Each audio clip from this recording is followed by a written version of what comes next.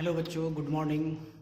मैं सत्यनारायण अपने YouTube channel Tiwari education पर स्वागत करता हूं और आज एक ख़ास जानकारी देने के लिए उपस्थित हैं। बहुत सारे बच्चे हमसे बार बार पूछ रहे हैं, सर NIOS है क्या? क्या चीज़ है NIOS?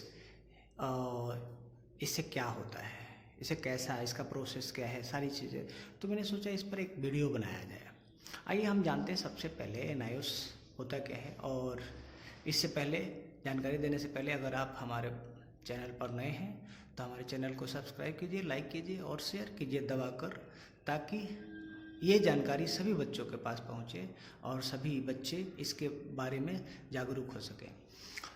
NIOS के बारे में जानकारी। NIOS का पूरा नाम जो है राष्ट्रीय मुक्त विद्यालय शिक्षा संस्थान, इसे इंग्लिश में national institute of open schooling कहते हैं, जिसका regional centre Noida sector 62 UP में है। अगर NIOS के बारे में अगर हम बात करें तो ये एक ओपन स्कूल है जिसमें क्लास 10 और 12वीं किए जाते हैं। यह 100% मान्यता प्राप्त बोर्ड है जिसके सर्टिफिकेट किसी भी सरकारी, गैर सरकारी और निजी कार्यों में प्रयोग कर सकते हैं। यह CBSE का ही एक ऐसा पार्ट है, इसमें कोई अंतर नहीं है किसी भी तरह, बिल्कुल 100% जेन्युइन और लीगल है। नामांकन की जो इसकी प्रक्रिया है, इसे कई भाग में हम बांटते हैं और समझने की कोशिश करते हैं। चलिए, पहली प्रक्रिया देखिए। पहले क्या होता था, बच्चे ये बोलते थे कि हमारे पास टाइम नहीं है, जिसके कारण हम पढ़ नहीं पाए, हमारे पास पैसे की दिक्कत है, हम पढ़ नहीं पाए। तो उस बच्चों के लिए भी यह उम्मीद की किरणें हैं जो बच्चे पढ़ सकते हैं, क्योंकि देखिए पढ़ाई का कोई उम्र नहीं होता है। अगर कोई बच्चा 8वीं तक पढ़ा है या 9वीं फेल हो गया, फिर उसके पास पढ़ने का मौका नहीं मिला, या 9वीं फेल हो गया, फिर उसका 1 साल बर्बाद हो जाएगा, तो उसके लिए वो 10th कर सकता है और 10th करना चाहता है तो NIOS से डायरेक्टली 10th कर सकता है और अपनी पसंद का विषय चुन सकते हैं। इसके लिए आपको कुछ चीज़ें देनी पड़ेगी जिससे आपका नामांकन की प्रक्रिया का प्रोसेस जो है पूरा हो सके। पहला, अगर आप 8वीं तक पढ़े हैं तो आपको 8वीं का TC देना पड़ेगा। अगर आप 9वीं फेल हो गए तो 9वीं का जो मार्कशीट है वो आपको देना पड़ेगा। फिर आपको आधार कार्ड देना पड़ेगा, फिर फ़ोटो देना पड़ेगा, मोबाइल नंबर देना पड़ेगा और email ID देना पड़ेगा। फिर हस्ताक्षर देना पड़ेगा, हस्ताक्षर करना, और प्रैक्टिकल फाइल बनाकर देना पड़ेगा, असाइनमेंट फाइल बना के देना पड़ेगा, और आवेदन शुल्क यानी कि यहाँ पे एडमिशन फ़ी जो लगेगा वो देना पड़ेगा, और परीक्षा यानी एग्ज़ाम फ़ी जो देना पड़ेगा वो, और एग्ज़ाम खुद जाके देना पड़ेगा। अब रही बात प्रैक्टिकल फाइल जो है, उस समय जब इसके लिए आपको एक एडमिट कार्ड जारी किया जाएगा, आप जाकर स्टडी सेंटर पर एग्ज़ाम दे सकते हैं। असाइनमेंट जो है ये 20-20 नंबर का होता है, ये आपको बनाकर देना पड़ेगा। अब एडमिशन जब ले लेंगे तो NIOS आपको क्या देगा, तो आपको NIOS बुक देगा और ID कार्ड देना, और इसके बाद स्टडी सेंटर। इसके लिए आपको एक और चीज़, आप अपना मीडियम अपने से चुन सकते हैं। दूसरा, आप कौन सा विषय लेना चाहते हैं ये आपकी चॉइस है, आपकी पहचान, आप ले सकते हैं। दूसरी प्रक्रिया जो होती है, यह प्रक्रिया अगर कोई बच्चा 10वीं फेल हो गया है, अगर वो 10वीं डायरेक्टली नामांकन कराना चाहता है या 10वीं पास करना चाहता है, तो उसके लिए यह प्रक्रिया TOC प्रक्रिया है।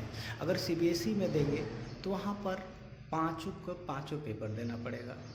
उसमें भी कंपार्टमेंट होता है, लेकिन कंपार्टमेंट अगर फेल हो गए, मान लीजिए बाई द वे, तो पाँचों के पाँचों पेपर देना पड़ेगा। लेकिन इसके अंदर अगर नामांकन लेते हैं तो 5 पेपर में से 3 ही पेपर का एग्ज़ाम देना पड़ेगा, जिसमें 2 पेपर का जो मार्क्स होता है वो जुड़ जाएगा।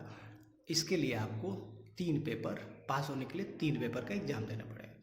इसके लिए आपको देना पड़ेगा क्या, 10वीं का फेल वाला जो मार्कशीट है वो जमा करना पड़ता है। बाकी सारी डॉक्यूमेंट जो मैंने पहले बता दिया, पहली प्रक्रिया में लगेगा वही। फिर तीसरी प्रक्रिया में क्या होता है, अगर कोई बच्चा 11वीं फेल है या डायरेक्टली 12वीं कर सकता है, जिसके नामांकन की प्रक्रिया में जो डॉक्यूमेंट हमने पहले बताया वही चीज़ आपको यहाँ भी देना पड़ेगा। लेकिन अगर कोई बच्चा 12वीं फेल हो गया है तो दूसरी प्रक्रिया अपनाकर इसमें 2 सब्जेक्ट ऐड हो जाएंगे, मार्क्स ऐड हो जाएंगे और 3 पेपर का एग्ज़ाम देना पड़ेगा। चौथी प्रक्रिया जो होता है वो ऑन डिमांड होता है।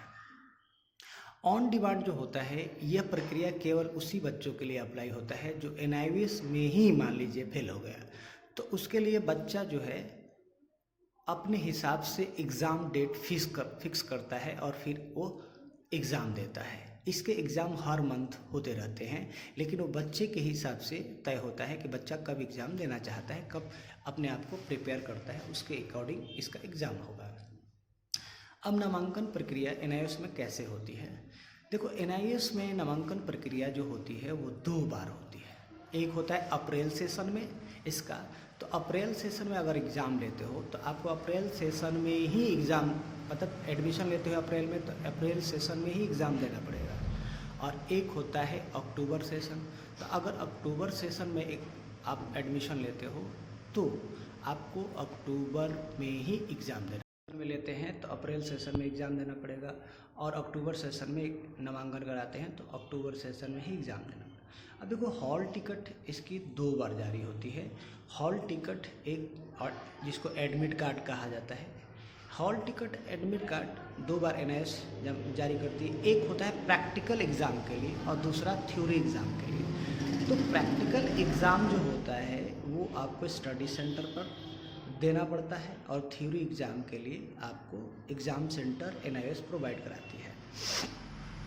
अब इसके स्टडी सेंटर जो है, जब आप नामांकन लेते हो तो उसी समय आपको एक स्टडी सेंटर जारी होता है, और उसी स्टडी सेंटर पर चाहो तो संडे क्लास कर सकते हो, वहाँ पर पढ़ाया जाता है। उसके बाद जब आप एग्ज़ाम देने जाओगे तो क्या क्या डॉक्यूमेंट ले जाना पड़ेगा, तो आपको एग्ज़ाम के समय डॉक्यूमेंट ले जाने के लिए आपको ले जाना पड़ेगा, पहला ID कार्ड जो NIOS ने प्रोवाइड किया है, दूसरा आधार कार्ड, और तीसरा जो हॉल कार्ड प्रोवाइड किया है वो आपको, और ब्लैक नहीं ब्लू बॉल पेन आपको ले जाना पड़ेगा। अब इसका NIOS का नामांकन जो है भारत के किसी भी कोने में आप नामांकन ले सकते हैं और एग्ज़ाम भी वहीं दे सकते हैं। अब NIOS बच्चों के लिए तिवारी एजुकेशन अलग से स्पेशल बैच में तैयारी कराती है, और उनके लिए अलग अलग बैच किया गया है, बैच का प्रावधान किया गया, जिससे अलग अलग इसके अलावा 1 से 12वीं क्लास तक की तैयारी हमारे यहाँ कराई जाती है अलग अलग फैकल्टी के द्वारा।